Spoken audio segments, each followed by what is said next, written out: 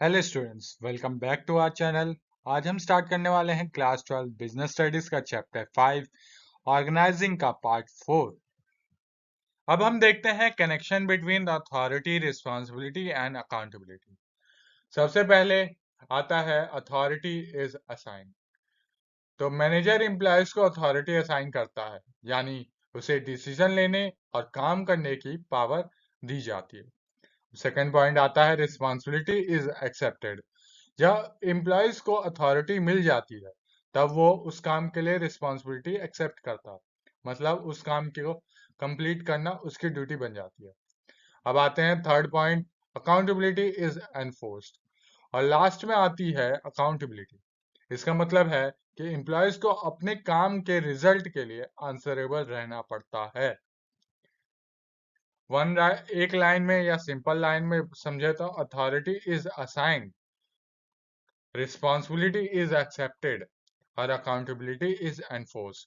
मतलब कि रिस्पॉन्सिबिलिटी दी, अथॉरिटी दी जाती है, रिस्पॉन्सिबिलिटी एक्सेप्ट करनी पड़ती है और अकाउंटेबिलिटी एनफोर्स करनी पड़ती है। मतलब कि उसके लिए आंसरेबल होना पड़ता है। अब हम देखते हैं importance of delegation. First point, better focus for manager. By delegating routine task, manager can concentrate on more important and strategic activity. Delegation delegation की मदद से जब मैनेजर रूटीन टास्क एम्प्लॉयज को डेलीगेट कर देता है तब उसके पास इंपॉर्टेंट स्ट्रेटेजिक एक्टिविटी पर फोकस करने के लिए टाइम मिल जाता है। इससे मैनेजर अपने मेन डिसीजन पर ध्यान दे पाता है। Second point, growth of employees. Delegation provides employees with opportunity to learn, gain experience and develop skills for future leadership role. Delegation को डेलीगेशन एम्प्लॉयज को नए काम करने का चांस देता है। इससे उन्हें लर्निंग मिलती है, एक्सपीरियंस मिलता है, उनके स्किल्स डेवलप होते हैं और फ्यूचर में वही एम्प्लॉयज लीडरशिप रोल के लिए रेडी हो जाते हैं। अब third point, higher employees motivation. When manager trust employees with responsibilities and authority, it builds confidence, ownership and sense of belonging in the team.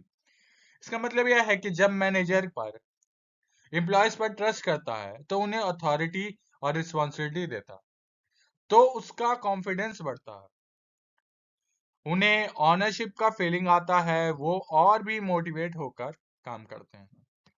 Fourth point, facilitation of growth. Delegation supports the growth of an organization by building a capable team ready to make on future leadership role. Delegation organisation के growth में help करता है। जब employees को authority और responsibility दी जाती है तो वो कैपेबल बनता है और फ्यूचर में लीडरशिप रोल संभालने के लिए रेडी हो जाता है। इससे ऑर्गेनाइजेशन कंटिन्यूसली ग्रो करती रहती है। Second, basis of management hierarchy. Delegation creates a clear superior subordinate relationship, which forms the foundation of management hierarchy. This the level of authority delegate decide who reports to whom. Delegation से superior और subordinate के बीच clear relationship बनता है, मतलब कौन किसको report करेगा और किसके पास कितनी अथॉरिटी होगी, ये क्लियरली डिसाइड होता है। इससे मैनेजमेंट हिराची स्टैब्लिश होती है। थर्ड, अब आते हैं लास्ट पॉइंट यानी सिक्स पॉइंट पर, better better coordination. It ensures systematic distribution of work, giving everyone a clear understanding of their responsibility.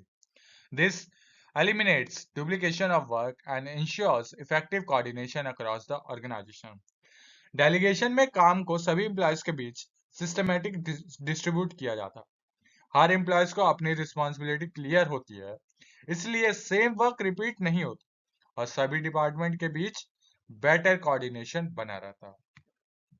अब हम देखते हैं सेंट्रलाइजेशन और डिसेंट्रलाइजेशन होता क्या है। सेंट्रलाइजेशन पहले देखते हैं।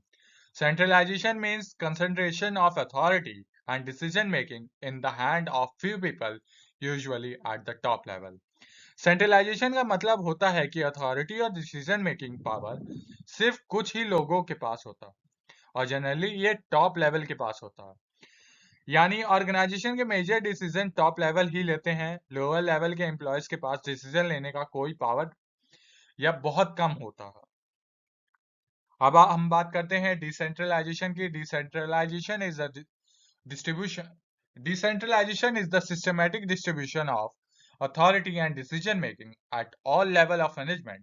It gives employees a different levels of fair shares of authority. Decentralisation का मतलब होता है कि अथॉरिटी और डिसीजन मेकिंग को systematically different level of management में डिस्ट्रीब्यूट करना, यानी सिर्फ टॉप लेवल मैनेजमेंट ही नहीं बल्कि मिडिल और लोअर लेवल के मैनेजर को भी फेयर शेयर ऑफ अथॉरिटी दी जाती है ताकि वो अपने लेवल पर डिसीजन ले सके। अब हम देखते हैं features of decentralisation. Decentralisation is more than just one giving authority to lower level. इसका मतलब यह है कि डिसेंट्रलाइजेशन का मतलब सिर्फ लोअर लेवल को अथॉरिटी देना नहीं होता। इसका पर्पस ऑर्गेनाइजेशन में अथॉरिटी को प्रॉपर तरीके से डिस्ट्रीब्यूट करना होता है।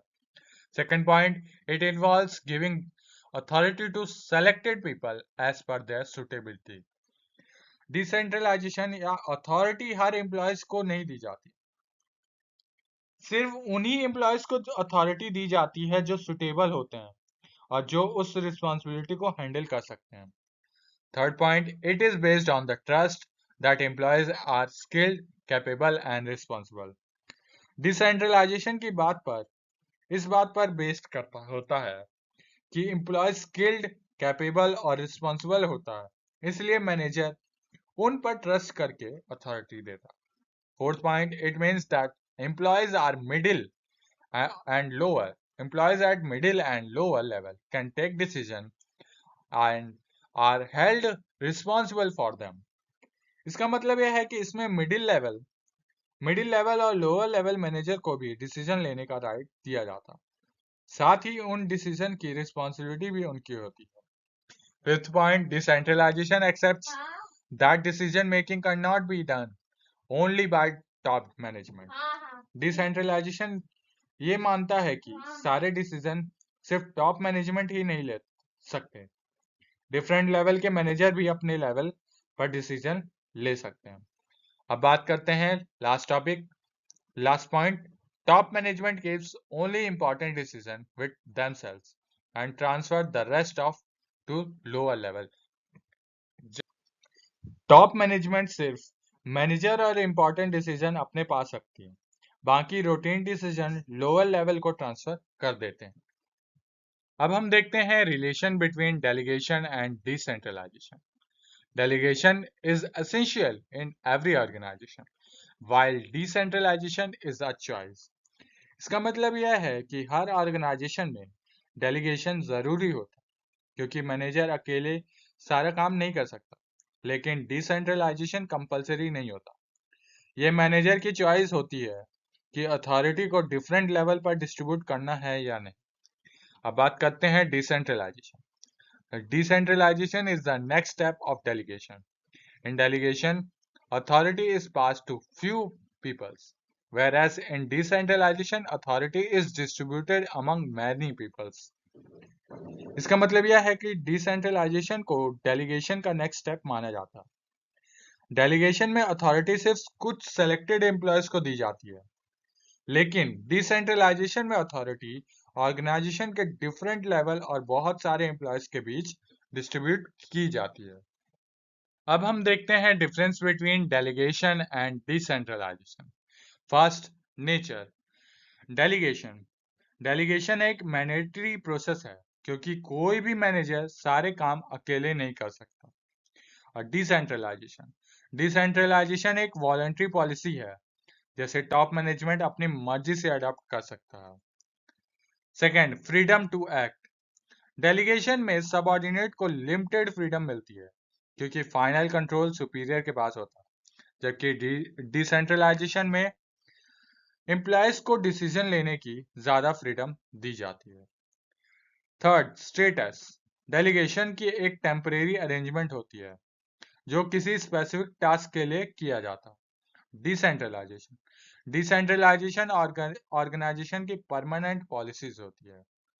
Fourth, scope.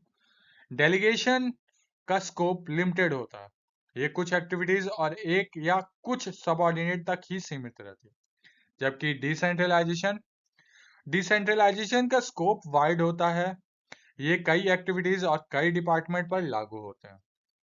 अब आते हैं फिफ्थ पॉइंट और लास्ट पॉइंट पर, पर्पस। डेलीगेशन का मेन पर्पस टास्क को इफेक्टिवली कंप्लीट करना, जबकि डिसेंट्रलाइजेशन का मेन पर्पस एम्प्लॉयज को एम्पावर करना और ऑर्गेनाइजेशन के ओवरऑल परफॉर्मेंस को इम्प्रूव करना होता है। तो स्टूडेंट्स, मिलते हैं नेक्स्ट पार्ट में। Thank you for watching. अगर आपको ये वीडियो अच्छी लगी हो तो प्लीज़ लाइक, शेयर और सब्सक्राइब ज़रूर करें।